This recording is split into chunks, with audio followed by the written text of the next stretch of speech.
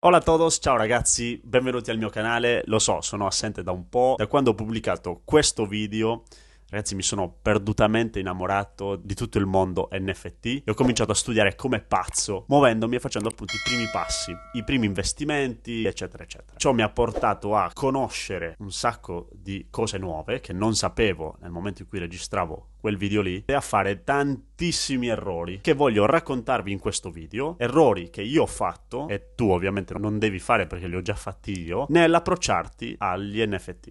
Andiamo a vederli.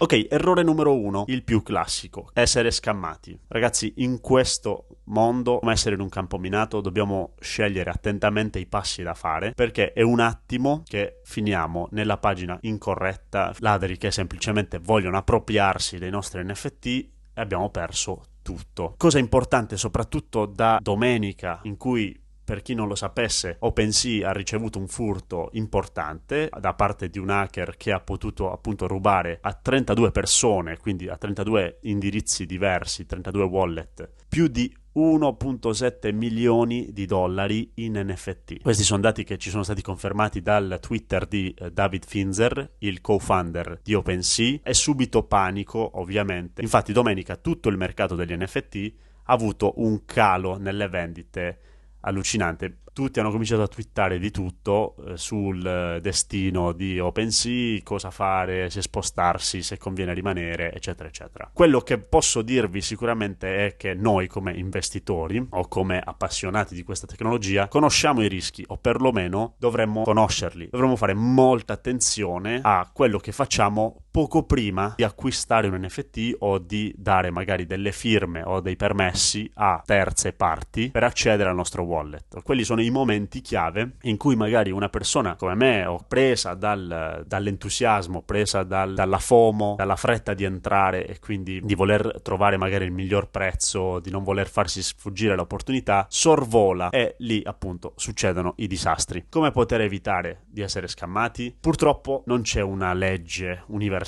Gli scammisti stanno diventando sempre più bravi a creare questi tipi di truffe, furti, ed è sicuramente tanto difficile individuarli. Ma quello che sicuramente dobbiamo fare è affidarci solo ai link ufficiali del progetto che stiamo analizzando, ammesso che il progetto in sé non sia uno scam. Questo lo diamo per certo. Diciamo che abbiamo fatto l'analisi già di che cos'è il progetto, dove stiamo investendo. Ci affidiamo esclusivamente ai link ufficiali che vengono pubblicati in quei gruppi Discord o il Telegram, se si tratta di una vendita pubblica o privata. Controlliamo sempre prima di fare l'acquisto e se non lo conosciamo chiediamo al team il numero di contratto del token prima di fare l'acquisto, in modo tale da essere certi che stiamo appunto facendo l'investimento con quelle persone e non con. E qui arriviamo al secondo errore: tenere gli NFT nelle wallet digitali come MetaMask. È vero, è molto più pratico, molto più veloce, però il rischio su una wallet digitale è molto più alto che possedere una wallet fisica. Ce ne sono tante, io vi lascio in descrizione il link ufficiale della Ledger, perché in quel caso dobbiamo sempre connettere manualmente, dobbiamo firmare manualmente, quindi dobbiamo connettere la wallet al computer. Si richiedono di più pratiche e quindi ovviamente diventa molto più difficile dare l'accesso a qualcuno per entrare nella nostra wallet e essere derubati. Quindi fate molta attenzione, soprattutto anche qui per quanto riguarda le wallet fisiche, comprate esclusivamente dalle pagine ufficiali del Ledger in questo caso, perché a volte si trovano offerte su Amazon piuttosto che eBay, piuttosto che altri marketplace, e noi crediamo di fare l'affare della nostra vita perché magari abbiamo risparmiato una ventina di euro, ma magari quella persona che ci sta vendendo la wallet si è già salvata le chiavi, si è già salvata la recovery phrase e magari ci sta dando una chiavetta che è già stata configurata, e quindi noi magari anche lì corriamo dei rischi enormi perché un'altra persona, avendo già l'accesso di quella chiave, potrebbe poi dopo prelevare i nostri NFT. Quindi assolutamente evitate di risparmiare su queste cose. È più importante la sicurezza dei vostri investimenti. Errore numero 3: utilizzare i tools sbagliati. E qui voglio mostrarvi quali sono i due migliori tools che ho trovato in questi giorni, due strumenti super necessari nel momento in cui devo o trovare un progetto oppure cercare la rarity di quel token piuttosto che altri dettagli. Sicuramente Rarity.tools è uno strumento fondamentale non tanto per la ricerca di nuovi progetti, in quanto a mio personale parere ho trovato tanti progetti che veramente valgono poco quanto nulla, ma è un ottimo strumento per individuare quello che può essere all'interno di un progetto che magari abbiamo già precedentemente studiato una buona opportunità, quindi un buon NFT, il più raro al minor prezzo. Quindi in quel caso ci scegliamo il progetto dalle collezioni che loro hanno all'interno della loro piattaforma, inseriamo il numero, quindi se già conosciamo il numero, eccoci qua, e loro ci danno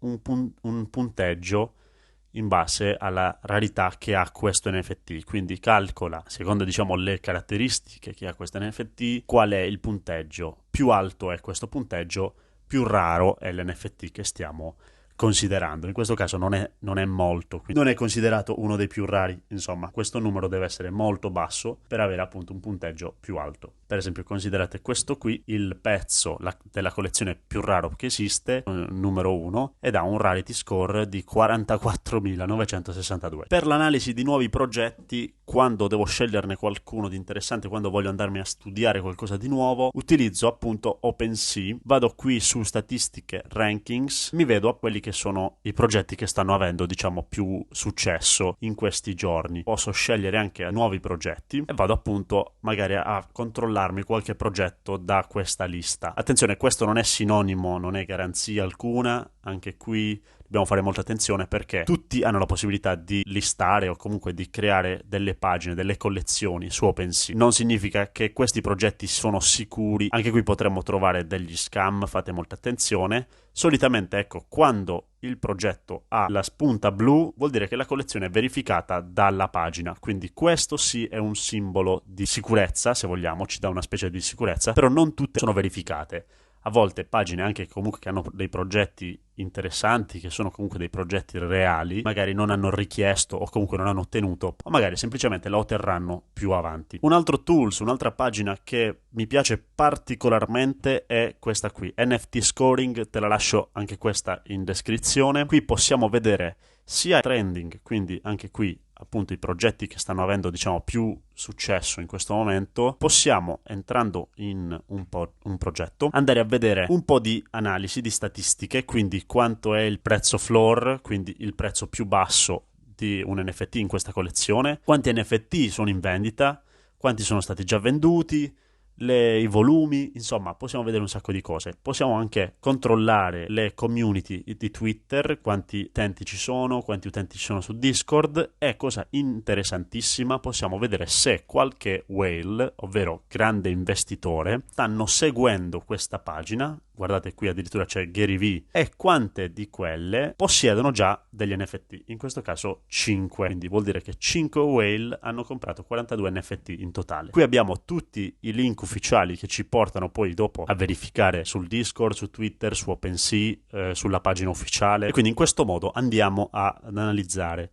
il progetto. Qui abbiamo tutti i grafici, quando hanno comprato le whale, quando hanno venduto, se il prezzo della floor è aumentato o è diminuito, il range di prezzo. Un'altra cosa interessantissima è questa sezione whales, che appunto ci permette di vedere dove si stanno spostando le balene, quindi i grandi investitori, su che tipo di progetto. La versione gratuita di questa piattaforma ci permette solo di vedere i progetti, quindi quanto tempo fa con la wallet di quella persona, quanto hanno comprato, bla bla bla. Anche la sezione sniper mi piace particolarmente perché l'algoritmo, l'intelligenza artificiale di questa piattaforma cerca automaticamente i best deal, quindi le migliori offerte che puoi trovare in questa giornata. Ti suggerisce anche il buy rank, che praticamente è la ratio tra il prezzo dell'asset e la rarità. Quindi più basso ovviamente è il buy rank, meglio è l'offerta che ti viene fatta. Insomma. Errore numero 4. Non guardare le vendite di una collezione su OpenSea. Questo, una sezione importantissima, è Activity, che ho cominciato ad utilizzare molto frequentemente, che appunto ci dice quante vendite sono state fatte le ultime settimane, negli ultimi giorni. Questo strumento sarà particolarmente importante se vogliamo fare flipping, ovvero delle vendite quasi immediate. degli NFT, quindi magari compriamo ad un prezzo molto economico e rivendiamo subito a un prezzo più elevato. Per fare ciò è importantissimo ovviamente in questa sezione verificare il numero di vendite che si sono fatte nelle varie temporalità, quindi magari addirittura possiamo vedere le temporalità totali proprio per capire quanto è in salute questo progetto, e sicuramente questo ci dà, diciamo, un'idea di quanto velocemente potremmo vendere il nostro NFT. Sicuramente un progetto in salute a livello di vendite, per fare un flipping del genere, considererei che faccia almeno dalle 200, 500, 1000 vendite al giorno. Quando ci sono meno di 10 vendite giornaliere, meno di 20 vendite giornaliere, insomma quello è un progetto che magari è un progetto super valido ma a lungo termine, perché magari non si è creata ancora quell'hype su quel progetto. Quinto errore: utilizzare la logica come unico strumento di analisi per entrare in un progetto. E qui probabilmente mi prendo un sacco di critiche, perché probabilmente i professionisti del settore diranno no, secondo quella che è stata la mia esperienza, per non aver scelto a istinto, a gusto, a sensazione, a emozione, ho perso l'opportunità di entrare in 2 progetti che in questo momento hanno già triplicato o quadruplicato la loro floor, quindi avrei praticamente fatto un 3x, un 4x sull'investimento in quei progetti lì. Perché questo? Perché comunque siamo su un mercato completamente irrazionale, su un mercato che va semplicemente più a gusto che non a geometria matematica e a statistica. Molto spesso dobbiamo fare affidamento anche a quello che è il nostro gusto, il nostro senso istintivo. Con questo non voglio dire che devi investire a caso, assolutamente, ma sicuramente seguire quello che è il tuo giudizio, il tuo senso critico, e anche e soprattutto investire in quello che a te piace e non quello che magari ascolti da un influencer piuttosto che da altre persone. Ricordo comunque che questi non sono consigli finanziari, questa mega papiro che vi raccontano tutti gli altri influencer. Io non voglio farlo, non fatemelo fare. Sapete già che questa roba è semplicemente quella che è la mia esperienza in questo mondo, esperienza di 15 giorni, per cui tutto potrebbe cambiare da qui a domani. E qui arriviamo all'errore numero 6.